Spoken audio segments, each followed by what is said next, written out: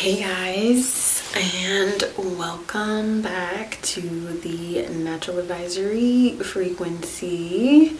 I am here once again, just getting back on track, getting shit together.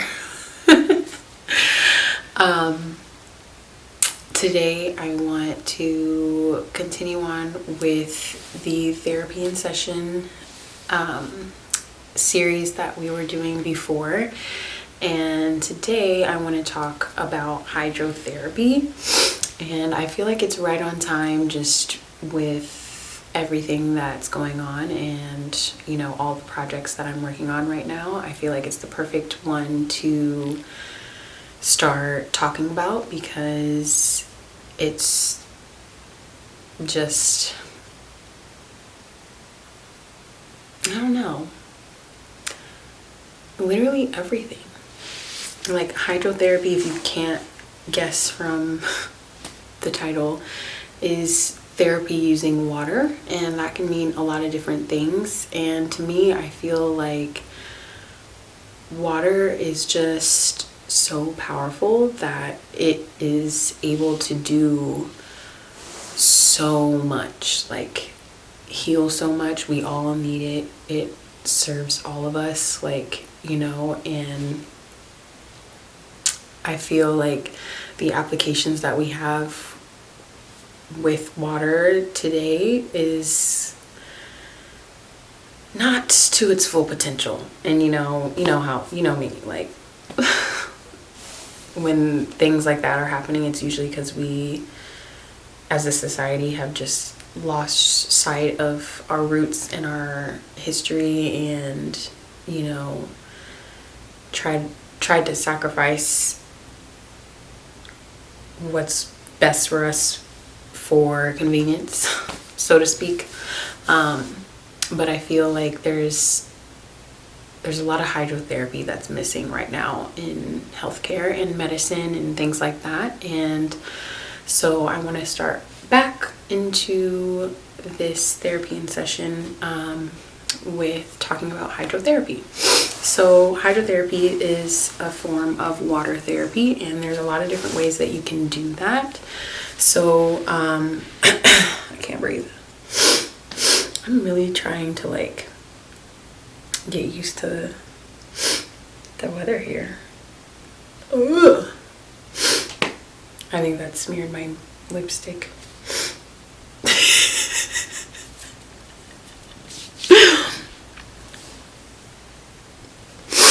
It feels like my nose is running, but I can't see anything.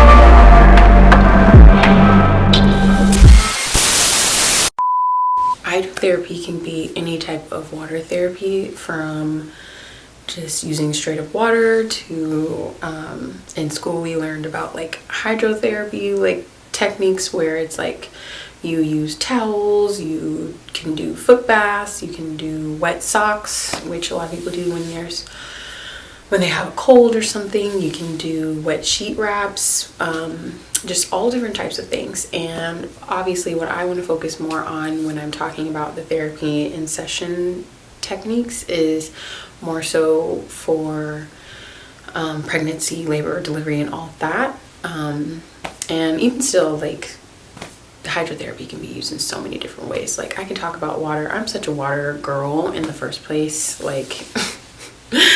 I always joke about how I'm a mermaid, and I just the reason why I have the health problems that I have is because I don't live in water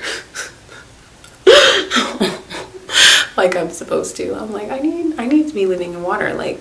Why is my skin so dry? Because I'm not living where I'm supposed to. I'm from a different planet, a different realm, an ocean realm. But anyways, so I want to make water a priority, especially when it comes to pregnancy, fertility, and especially labor and delivery, because it is that powerful. Like, we all use it. Like, it's such a valuable element, you know. It can be just like anything else. It can be powerful enough to heal you and powerful enough to kill you, like, you know. So it's just like, I can go on and on about it, and I won't. But as far as pregnancy and fertility and all that go, I highly recommend that you implement it.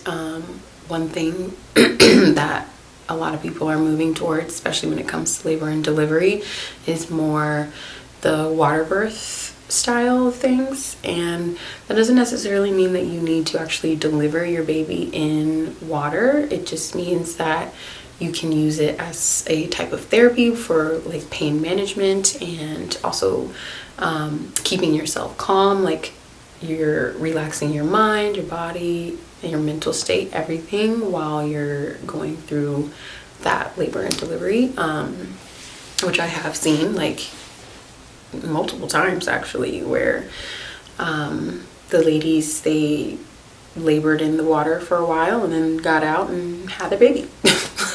Like, so, or went to the hospital and had their baby, like, you know, whatever the case may be. It's just using it as a form of therapy, you know. And so I really highly encourage people to do that, whether you do that at home on your own, or you do it in a birthing center, or what have you. I highly recommend. And when you're doing, especially when you're doing it for labor, not having the water too hot, you know, so warm enough for you to feel comfortable, but not too hot where you're just boiling and, you know, sweating to death like a sauna. So I probably like body temperature, slightly above body temperature is ideal. And I feel like even before you get to your labor and delivery, like, just using water in that same capacity where you are swimming as often as you can, like, it kind of just, the weight of the water just takes off so much weight off of you. And I feel like that allows you to relax your muscles, realign your spine, realign your pelvis, you know, helping you flip the baby around if that's something that you need to do.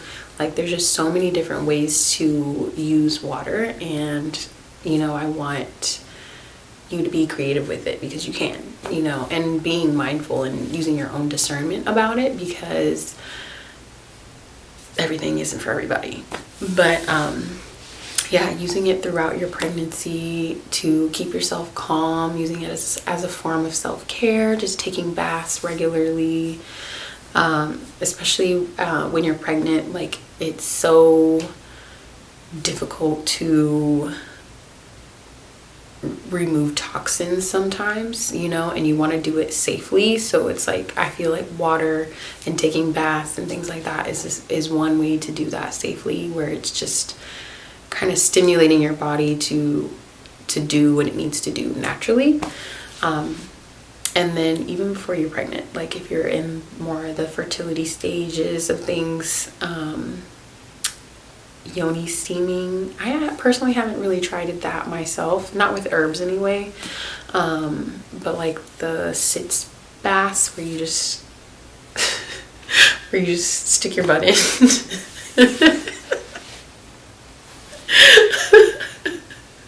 Like, just to get things moving. Like, I mean, you don't always need herbs, but it's not the worst thing to use herbs either. It's just, you know, it's, a lot of people are doing it like that lately. But even if you're just doing the water part, like, you know, like enemas and stuff like that, like where you just are running the water over your pelvis, over your pelvic area, and just moving that energy up, because your energy is essentially starting there. you know, life is starting there. That raw sexual energy like that base is what it is, like your sacrum, your root energy, it's starting there. So if you are able to move that and keep that flowing, you know, then you have a head start from the next person that is probably having like erectile dysfunction or painful periods or what have you. And it's just like energy starting there. So if you're struggling with that, you're probably struggling with a lot of different things. Like just saying. And I feel like water is just such a simple thing that you can do at any stage in your fertility, at any point in your pregnancy, even after pregnancy, using it. And you could do it in so many different ways. There was this one girl on Twitter, she's like having trouble getting pregnant, and she didn't want to do any IVF or anything like that, and she just announced that she's due in December with a baby. And she said that she focused on her nutrition, and she exercised, and she did sauna. And sauna is another form of hydrotherapy, like where you are literally just using that steam, that it just flushing toxins out of your body, like removing heavy metals, because that heavy metals, that's hard to get rid of. And that water aspect is just so valuable. So many different ways to use water as a treatment, as a therapy. And I highly recommend that everyone try it. What else can you do? Like enemas. So enemas and colonics are just more for your bowels, which is still valuable. It's still very good. It's more primarily focusing on the lower end of your digestion, cleaning that out, clearing that out, rebalancing the microbiome there, which is, it's especially if you have a lot of anger issues or IBS, where you have like a lot of anxiety, things like that. Doing the colonic type things, we're flushing out your bowels. If you've had any type of trauma or resentment, whether you realize it or not, just if you're having those types of symptoms, definitely colonics and stuff. If you've had like sexual trauma too, like doing more of the yoni steaming and things like that, because like I said before, like when energy is just stuck in your pelvis, you're really behind. Like it's a fact. Like when you're having difficulty in your pelvic area, 9 times out of 10 you're having difficulty in every other part of your life. It's just how it is. As much as we have sex as a taboo in this life, it's honestly the bare minimum. Like life begins and ends with it. It's necessary. And so if things aren't functioning well there, then the rest of your life probably isn't functioning well. And I'm honestly like starting to notice that a lot more, and noticing how people talk about sex and how people feel about it and things like that, like seeing their maturity level on it. It really speaks volumes on how their life is going, you know, what kind of mental issues they have, what kind of insecurities they have, and things like that. So it's just, if you have any traumas like that, I highly recommend you focus on your pelvic area, especially doing hydrotherapy, because it's so simple. And yeah, you can get a lot of energy moving up to your crown, your head space, higher consciousness, and being able to create with it, you know, being able to create life. So doing those, the yoni steams are good. even if you are doing it at home, I know there's a lot of companies that are making herbs for that. I'm even considering doing that myself. Just like, I feel like there's this one lady that does it, and she even sells you like this little bowl that you can put in the toilet with, like, you sit it under the toilet seat and then you sit on it and you have like this little thing that you cover yourself with so the steam stays in, and you just sit there. So like, you can do it at home, you can go to different spas and do it. I love going to the Korean Thai spas. Like, they always have some type of steaming, yoni steaming and things like that, or just saunas in general. That's like my favorite thing to do. Whenever I lived in Dallas, that was like my first time ever going to one, and everything's bigger in Texas, honestly, I swear. like those spas that we went to in Texas, in Dallas, what was it? King Spa and Spa Castle. They're like enormous. They have all different types of saunas, like just all like, there's a whole bunch of stuff. And well, this was before COVID, but you could literally be there all day. They were open 24 hours. And honestly, it was awesome. Whenever you're doing like water therapy and stuff like that, the more time that you can spend, the better. But it depending on the temperature too, that's another thing. But yeah, going to the sauna and doing all of that stuff. And there's different types of saunas too, like, or even hot tubs. Like, if you have a hot tub at home or taking baths at home, all the same. You're just changing up the luxury part of it, I guess.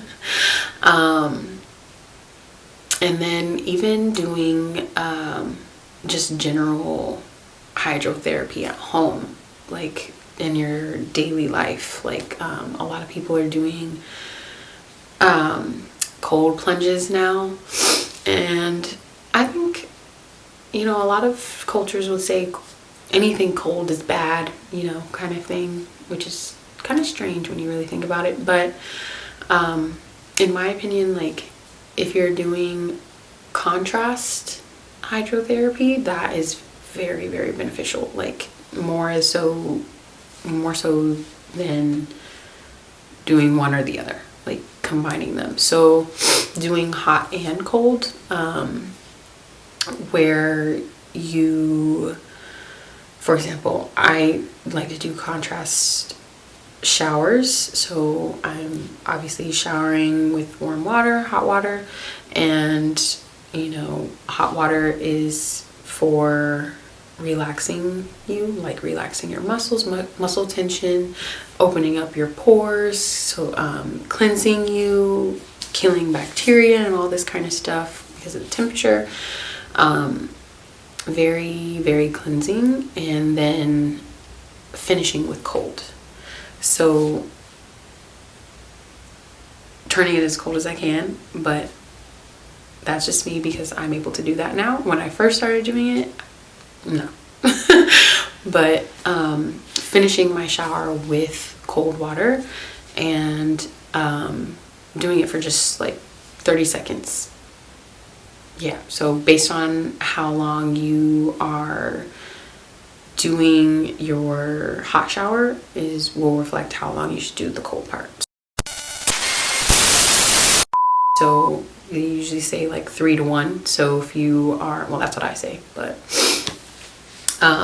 so for example, if you were in the hot shower for 3 minutes, then you should do like 30 seconds cold, like that. So and it shouldn't, like, whenever you're finishing with cold, it shouldn't be freezing. It doesn't need to be freezing, because you don't want to shock your system so much that your immune system just doesn't know how to respond. Your body doesn't know how to respond. It kind of goes into shock. Like, that's not what you want to do. You just want to stimulate. And when you're finishing with cold, that's the intention behind it. You're wanting to trigger your immune system. You're wanting to make your body make an effort, basically. And it's good for beauty and things like that, like very good on your skin, calming your skin down, especially after taking a hot shower, the contrast, calming it down again. Especially if you have chronic inflammation, if you have, it's great with helping move lymph, but making sure that if you're going to do any type of cold therapy, that you start with hot first. So whether that's warming up in the sauna and then you jump into a cold pool, or you are sitting on the beach, which is what I used to do, and I still do because I am a mermaid. I'll lay out on the beach in the sun for however long, 30 minutes to an hour, until I start sweating, and then run out into the water, into the ocean, cold therapy. And then based on how long I was sitting in the sun reflects how long I'm in the water, kind of thing, you know? So doing things like that where you don't even realize you're doing hydrotherapy, honestly. It's just like a part of your daily life. But I'm all for the cold plunges.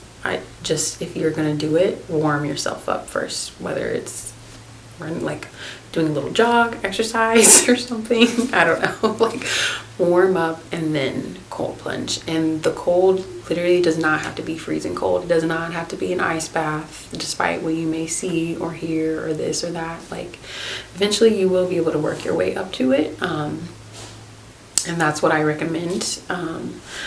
But doing the cold, just making sure that it's cold enough for it to feel cold, obviously, and for you to want to get out, but not too cold that you're shivering. So if you're ever doing any type of hydrotherapy and you finish and you're shaking, no. Absolutely not. Like, that means your immune system's probably down in shock, and your vitality is pretty low, and we need to build that up. So you should never feel shivering, and when you're doing cold therapy, you want to be breathing and preparing yourself and focusing on your breath. So sometimes I'll laugh, well, yeah, I'm a laugher, but the water will hit me and I'm just like I just get into this laugh, this is literally how I feel. I just freeze like that. And the laughing is kind of like my breathing part. But if you focus on your breath, then you should be able to handle it. Just be mindful of how you feel afterwards, because your body should be able to snap into it and warm you up. It should be instant.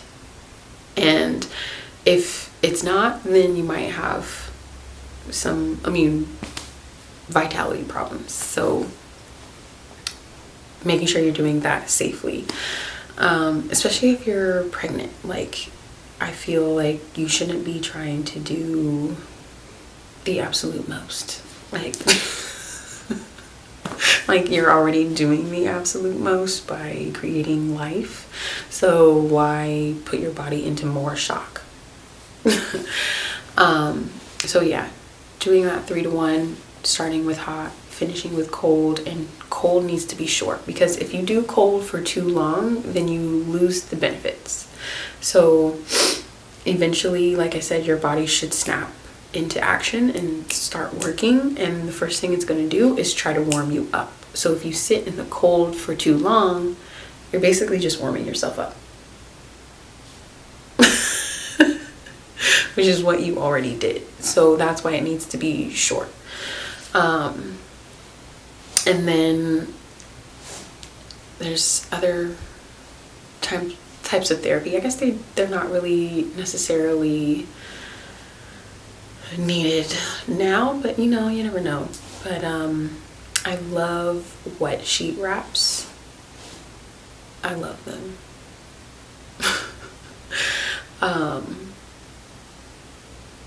they're so good whenever you're sick or whenever you have like a lot of anxiety or things like that. There's a lot of indications, but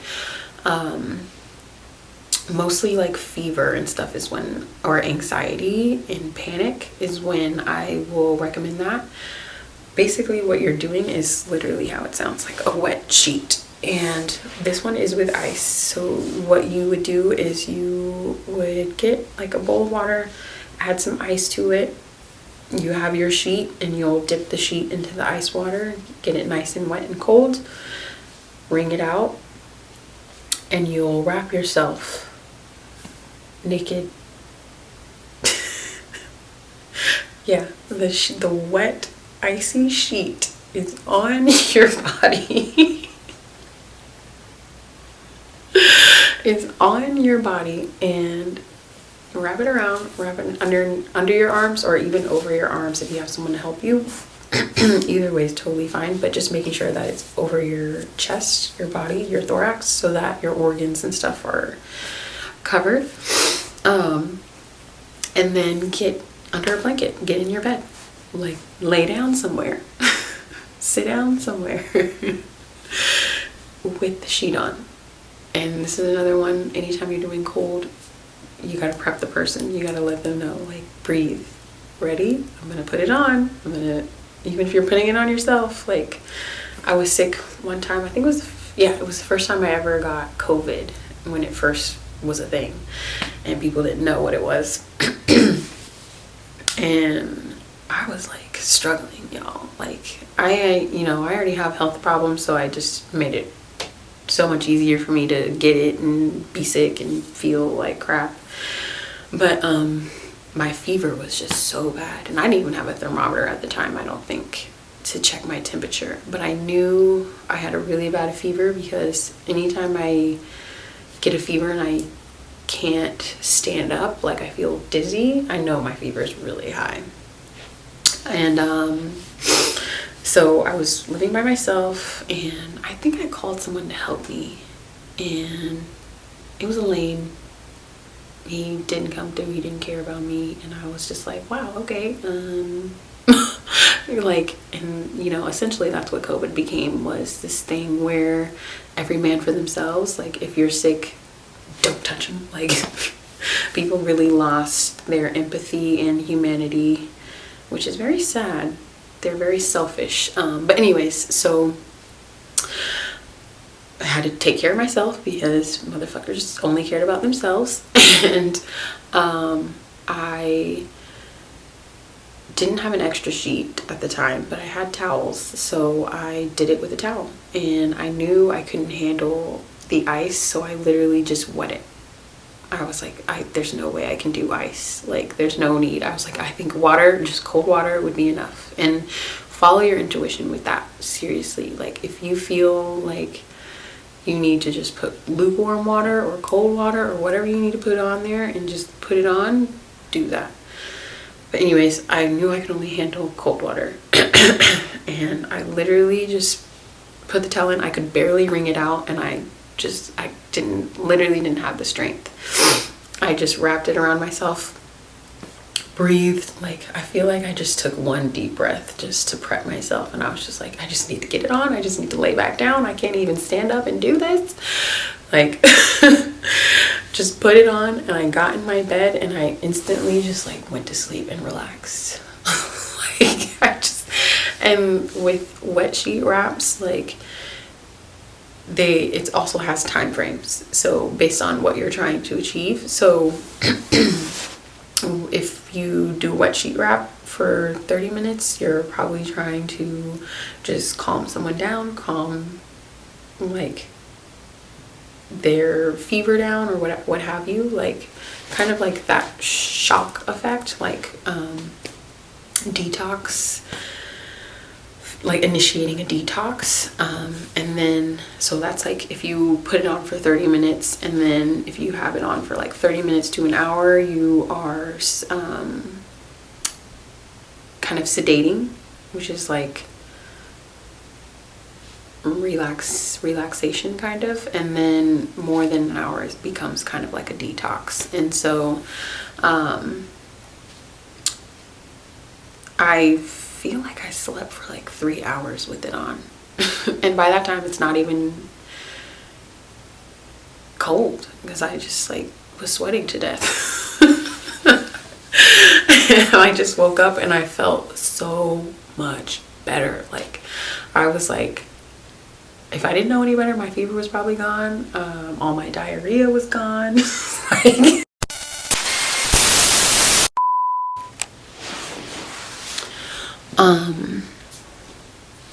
but yeah, wet sheet wraps. I even did that for my sister one time. Whenever she first found out she was pregnant, and she called me. I wasn't with her, like we weren't living in the same place at the time, and you know, we had already been talking about how she was pregnant and all this kind of stuff, and it was her first appointment and that she went to, and she was already nervous about the whole thing. And then she goes to her appointment, her ultrasound, and they're like, oh, you have twins. And she just like freaked out. Like, it's not funny. Well, it's funny now, but it wasn't funny back then. And she's like, okay, so what you're telling me is I'm pregnant on accident and it's twins. Okay. Like straight anxiety. And luckily she was with her friend at the time, and she was just panicking. She's just like, I think I caught something, like, you know, thinking it was like some type of sickness, which it very well could have been, because she was just feeling very warm and like she had a fever and like warm to herself, like subjectively, and that anxious panic, like just nervous. And she's like, and then when you're pregnant, your thoughts kind of just spiral even more, like, you know, it's like no longer about you. You're like, oh my gosh, like what if I am sick, and what happens to the babies, and this and that and blah blah, like, and I'm just listening to this and I'm just like, oh my god, she's freaking out, like what can we do right now to calm her down and snap out of it before she has a freaking panic attack? Like, and I tell her friend, and I'm just like, and I know that's like regardless, like even if she did catch a flu or COVID or something like that, because it was around COVID, then the wet sheet wrap would help. And I'm like, hey, get her in a wet sheet. Seriously, I know it sounds crazy, just do it anyway. Like, help her get undressed, help her wrap herself in it. And I was like, breathe, Shalay, like just breathe. He'll put it on you, get in the bed. And she literally laid down in the bed with it on. She's like literally just like that after 30 seconds. And she went to sleep. And so I was like, okay, just let her sleep. And then I called her like probably like 2 hours later, and I think she was still sleeping. And then so I waited for her to wake up. She woke up, nothing. No symptoms, no cold, no runny nose, no nothing, no signs of being sick or catching a flu or nothing. And I was like, I think you were just having an anxiety attack. And she's like, oh my gosh, thank you so much. Like, I was like, yeah, you were freaking out. And I'm like, it's understandable. It's totally understandable. Like, you know, so sometimes you just have to, you gotta do what you gotta do and use your intuition. And honestly, in school, they were like, yeah, you don't do that to pregnant women. And I'm like, why not? It's just like, if you feel like they need it. I think most people say that about therapies and treatments because they don't want to be responsible or liable if something goes wrong. And when you really think about it, that's just them thinking of themselves and not really the best interest of the person they're trying to help. So I was like, you know what? Literally in school, they said not to do this for pregnant women, and I'm gonna do it anyway. You are freaking out right now. Like, I see no issues with it, and if something happens, we can move on. We can cross that bridge if it comes. But yeah, I love hydrotherapy. I love it. I honestly want to start doing it more with you guys. There's a one that I really like called contrast hydrotherapy, and that one is more so like with helping you boost your vitality and boost your immunity and things like that. And it really helped me with my autoimmune type stuff whenever I was doing it for a little while. And I think that that's going to be something that I'll probably have whenever I'm doing the birthing center for sure and doing treatments and stuff. And basically with this one is contrast, so but it's with towels, and same thing, laying on the bed, using hot towels, put the hot towel on, lay on that one for a little bit, then put the cold towel on, lay on that one for a little bit, neutral, turn around on your back, do the same thing like that. And you can also do like the sine waves and stuff like that too, but I don't know if I'll implement that. I don't know. We'll see. But contrast hydrotherapy, 5 stars, and there's just so many ways you can do it. You don't have to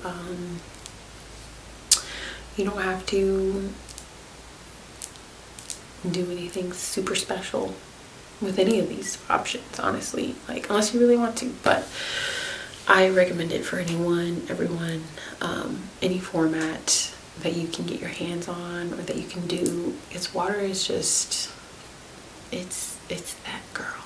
Like, you know, all the elements are important. It's just whenever you really think about it, like the other elements need water too, you know.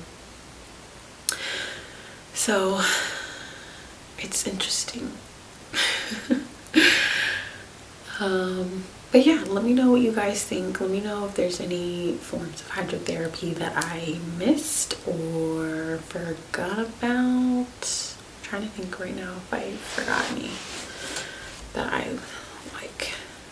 There's just so many ways to do it. But of course, like with the build, I do want to have a focus on like water, you know, obviously having the actual practice on the beach, and then also like having the suites, having like the big I don't think they're called garden tubs, but they're a specific like type of tub, and they look so cute. But birthing tubs in every room, and making that a priority. It's not to say that, you know, you'll have your baby in the water. It's just there for you because it's that valuable, like, you know. So yeah, let me know what you guys think, and yeah, I'll keep you updated on everything. It's been kind of crazy around here. I've been feeling so like weird. So weird lately. Weird times. The energy is just so like shifting so much, and I feel like so much is hidden that it just gets on my nerves. Like even like my spirit team keeps things from me. It's annoying. They say it's like a surprise. It's a surprise. It's a surprise. And I'm like, fuck a surprise.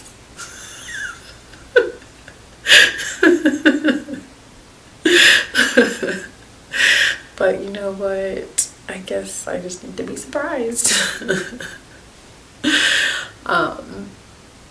But at the end of the day, I feel like I probably won't be surprised. It'll probably be like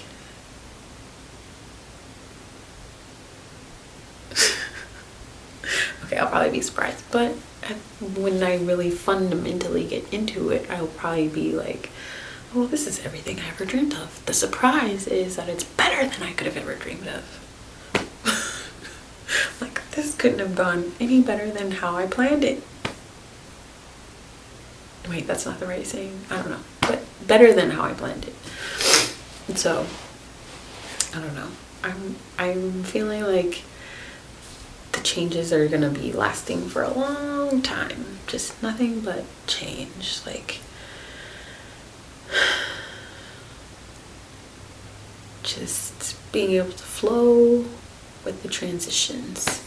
I hope you guys are able to do that too. And if you can't, use your hydrotherapy techniques, because that's what I've been doing. I just like literally just been shifting my focus to being like, you know what? I should just focus on my physical health right now, and then because my body will just get worn down with all the changes, all the stuff that I need to do. Like, you know, I do all this stuff for my mind and my spirit, my soul, and things like that. And it's like, I kind of was using that, or not really, I was definitely using that, but I was kind of just like only using that. And so now I want to be, or I am getting back more into focusing on my bodily physical health, where I'm like exercising more and you know, doing my supplements and things like that, and just checking in on myself more, because I used to muscle test and test myself like every week to check in and see exactly what I needed to do to, you know, keep moving forward. And I'm like, now I feel like literally every aspect of my life is just like in this like gap phase, you know, where you're like here, and then this is the point where we're leveling up, and how do I get this gap to jump up? Because once you get here, you just, you know, it's like getting over that hump, bridging that gap. So yeah, let me know what you guys think and what's going on with you, and how you're using hydrotherapy, how it's helping you. I highly recommend that you use it throughout all your fertility, pregnancy, postpartum care, because there's a place for it. I promise you. Let somebody else tell you that there isn't, okay? I love you guys. As always, let me know when you need me, if you need me. If you have any questions, you know how to reach me. And I will see you on the other side.